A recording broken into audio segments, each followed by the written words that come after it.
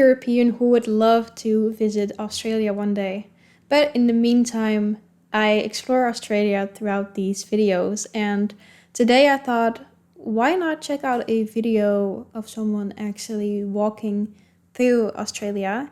And Sly here has posted a video of him, like his first day in Sydney, Australia, and let's go ahead and see what his experience is, his culture shocks, and get a bit more feel for Australia. Guys, we are officially here in Sydney, Australia. I just got off of a 15-hour flight, so bear with me. I'm a little drowsy. And since I'm still in the airport, I just plan to get situated. So I'm gonna grab some cash, although I know I don't need it.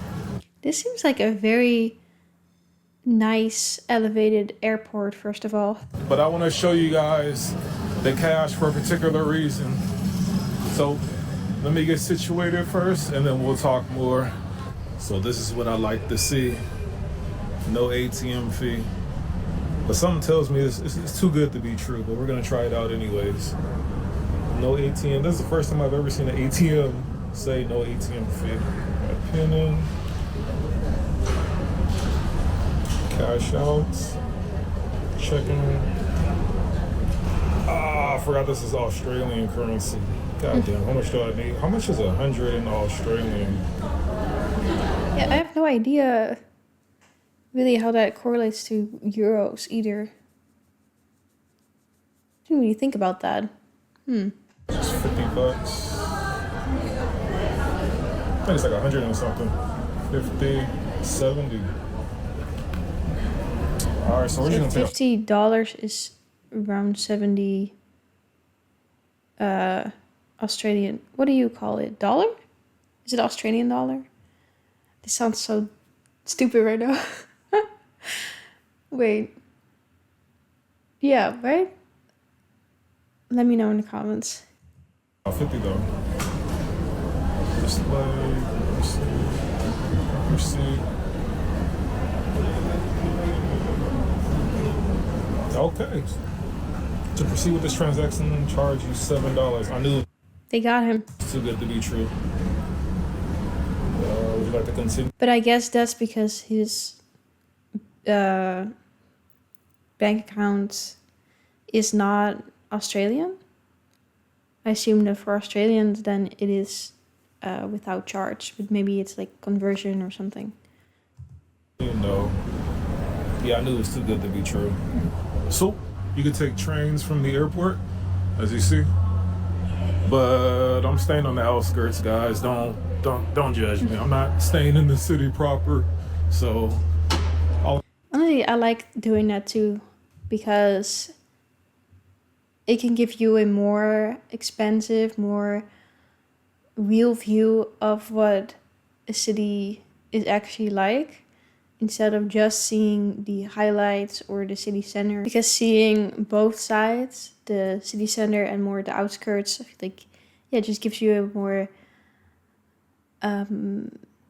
raw view of what a place is actually like.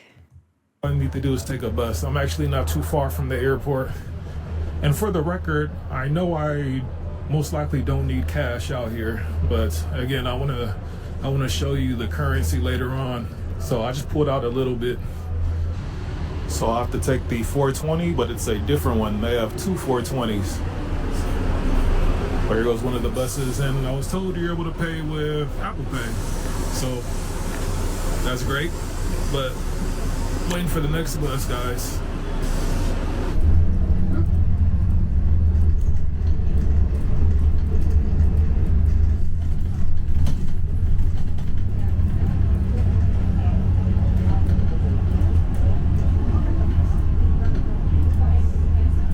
Yeah, this kind of looks a little American to me. We are here. We are here in the burbs. And just for the record, if you take the bus here, you have to tap when you get on and tap when you get off. I think payment is based off of distance. That's the same as in the Netherlands then. We also have that. You can now pay with your phone if you have like your your bank account on there, your card, or just your your bank card, or you can get either a blue or yellow card. A blue one is is not attached to a person, and then the yellow one is like your personal card. And what I do usually is I automatically charge the card, so that when I think it puts 20 euros on there, and yeah, basically when you run out of the 20 euros, it just automatically puts 20 more on there. And so then you never have to think about actually going to the station thing where you charge your card, but you can also do it with your bank card. So I guess it's the same in Australia. Where I'm from, it's the opposite. You pay once and you can ride as long as you can on the bus within a given time frame. I think 90 minutes or 2 hours. But here, you tap when you get on, and then when you get off, you tap again. If you don't, you're gonna get charged a hefty fee. Also, if you're from the US. Yeah, that's also the same in the Netherlands. I forgot once to tap it again. But then you can go to the website and make a statement claim or something.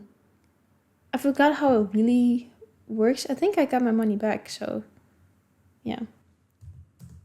You notice something that may look a little strange, a little odd? No?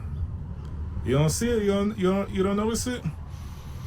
The culture in the US, especially where I'm from, Seattle, and I'm pretty sure it's like this in many cities in the US, but we have four-way intersections where there's no traffic light. But here in Australia, I hear they don't really have four-way intersections like we do. They have roundabouts. That's kind of the method they use out here.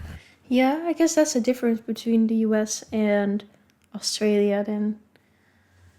Because in the US, I didn't really see a whole lot of roundabouts, yeah. Mostly those, what he was talking about, four-way intersections, or with the lights, the traffic lights. But in the Netherlands, we also use a lot of roundabouts. Roundabouts, these are supposed to be everywhere.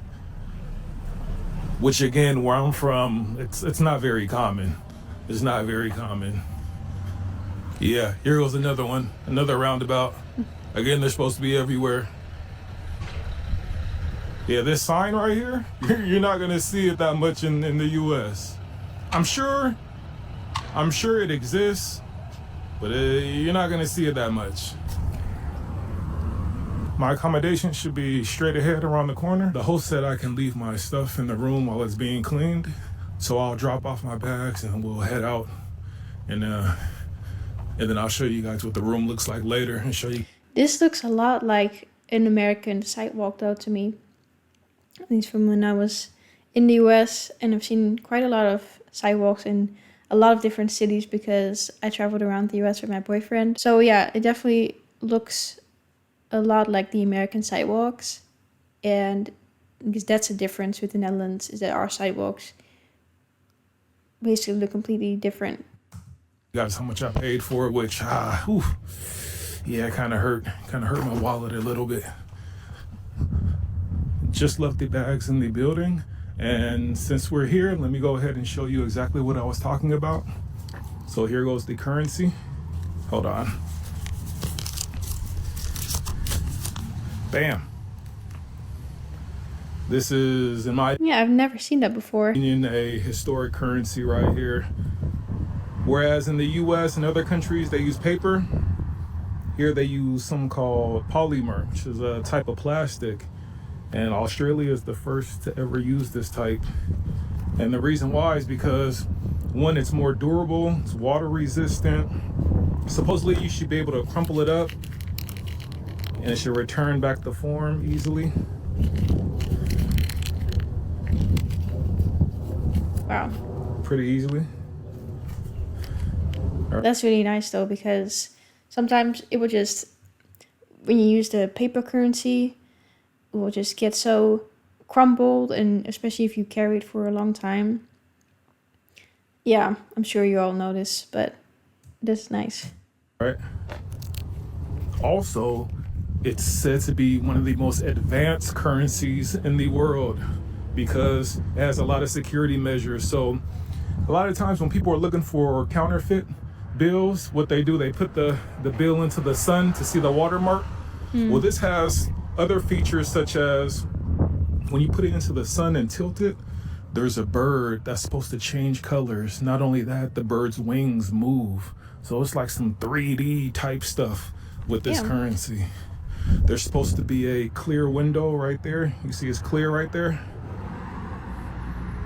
When you put it into the sun, I think something shows up in the window or something. It's pretty wild. That's crazy if that's true. Wow. Who designed that? Pretty wild. There are a ton of security measures. I can't list them all, but yeah, this is supposed to be one of the most advanced, one of the hardest currencies to counterfeit. So when I looked up things to eat out here in Australia, like local Australian meals, not that many things popped up. But there is one thing in particular that I think is probably going to be only found here in Australia for sure. And that's what I plan to go try right now.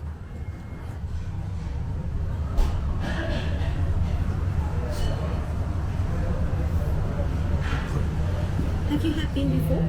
That was my first day, first time. Yeah. So if you have any questions, just ask me. Okay, thank you. All right, guys. Here goes this is the heathen menu, the wines, rosé. But we're at a steakhouse. You guys know Australia is known for steak, but something a little different I want to try. Can you guys take a guess while I look for it? Take a wild guess of what kind of steak do you think? Kangaroo. I'm gonna order. For people who are new to steak, here goes the guide. Blue means it's still alive. Rare, medium rare. It's still alive.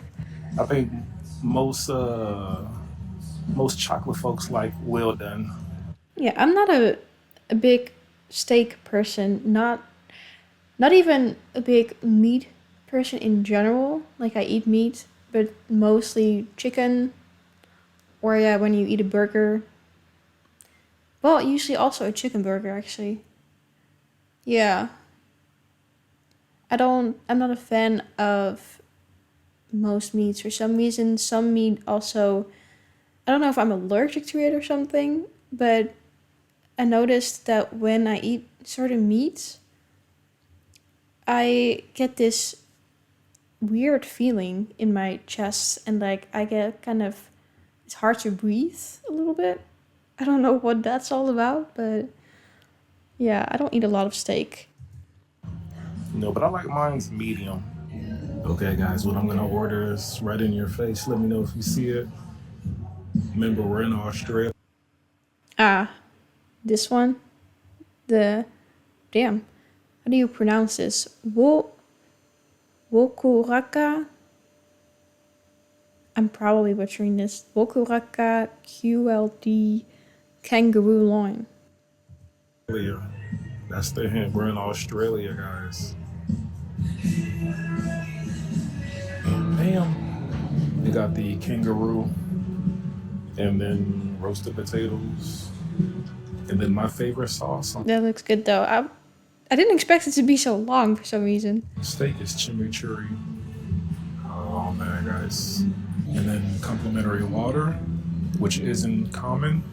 I'm talking to you, Germany. If you go to Germany, they don't give you complimentary water. You have to order bottled water at the restaurants. Yeah, in the Netherlands, the water is not free. You have to pay for all your drinks. And then orange juice.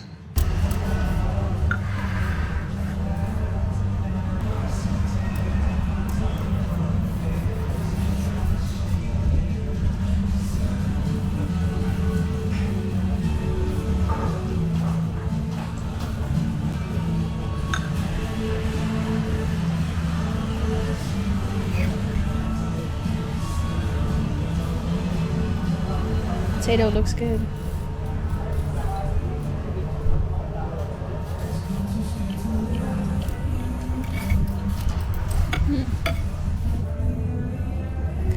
Wait. Yeah, I still wouldn't know what that tastes like because I've never had deer either. But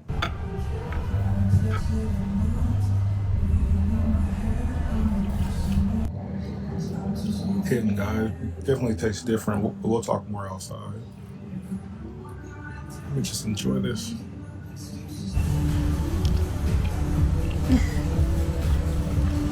clean plate. Ooh, guys, just got finished up. Let me say the kangaroo was delicious. It definitely is a little tougher because it's leaner. If you guys have ever seen kangaroos, they have a ton of muscle. All right, they have a ton of muscle, so it definitely was leaner, a little bit more tough, but overall it was delicious, very delicious. And if you're from the U.S., this might seem a little different. Let me show you guys the bill. Here's how much it cost. Basically 50 Australian dollars. I think that's the name of the currency here. And so if you can see at the bottom, it says 10% tax included, right? The point I'm trying to make is the price you see is usually the price you pay. So it's not one of those situations where you go to a restaurant or a supermarket, or like, let's say a supermarket, and the chips cost $2. You get to the register like, oh, that'll be $2.50. Nah, the price you see is the price you pay, and I love. Oh, that's nice because that's the same way in the Netherlands, and I know that was a big culture shock for me when I went to the US, and that I had to keep reminding myself, like, no, that's not actually the price yet. You still need to pay tax.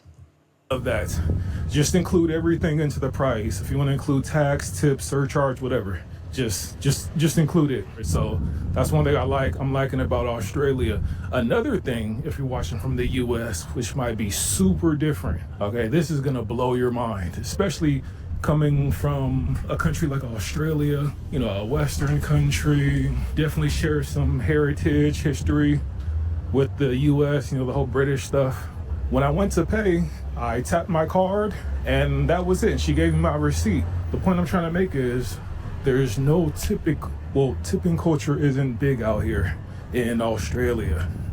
Okay, that kind of blew my mind. I thought it would be more prevalent out here. But from what I'm told, and especially from that restaurant, which was a proper sit-down restaurant, the waiter didn't expect a tip. The machine didn't ask for a tip. It's not a thing out here. So if you're coming from the US, understand that huge tipping culture where you have to tip for everything, even if you order takeout, you have to tip. That's more of an American thing, so definitely different. And so Yeah, I don't remember if it was the same in Canada or if it is expected to tip in Canada, in Canada. Yeah, I don't remember. Let me know in the comments if you know. I'm not in the main tourist hotspot. I'm pretty much on the outskirts right now. Like I said, I'm probably about maybe 40 minutes out from like the main tourist hotspots. So while I'm waiting for my room to be cleaned, I'm gonna head there's a beach nearby. It's right near the airport. So it's like an airport beach. It's supposed to be pretty cool, calmer, less touristy. You can see the planes flying while you're at the beach. That seems pretty cool. And we're just gonna go and check it out. Exchange of plans. The beach, oh man, on the map it looks pretty close, but it's like a 40-minute walk. So just gonna head to the supermarket. We're gonna head to the supermarket, and then I'm gonna head back to the room to go change. Let me ask him. Hello. Where's the Aldi's? Aldi's downstairs. Oh, how do I get down? Yeah. Oh, are there stairs? There's no stairs, no, just stairs. Oh, okay, thank you. Okay, he said I have to take the lift. All right, that's what they call the elevator out here. So, hold on, guys. Oh, it is the same word as in the Netherlands. Lift. Just hold on. My bad, guys. A lot of kids, a lot of youngins. But yeah, out here they say lift. They don't say elevator. So that's another thing. But we're gonna head to Aldi's. Probably, in my opinion, I think it's like the cheapest. It's the same as in the UK, right? cheapest market in the world. I didn't even know they had Aldi. We have that too. For sure. So let me get up in here, and I'll catch back with you guys in a second.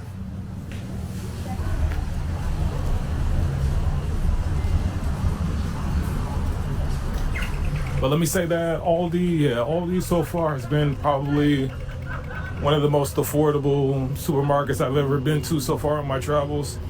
The only downside is they gotta cut costs somewhere, so it's like what, maybe 3-4 o'clock right now, about to be rush hour, and they got one cashier in there.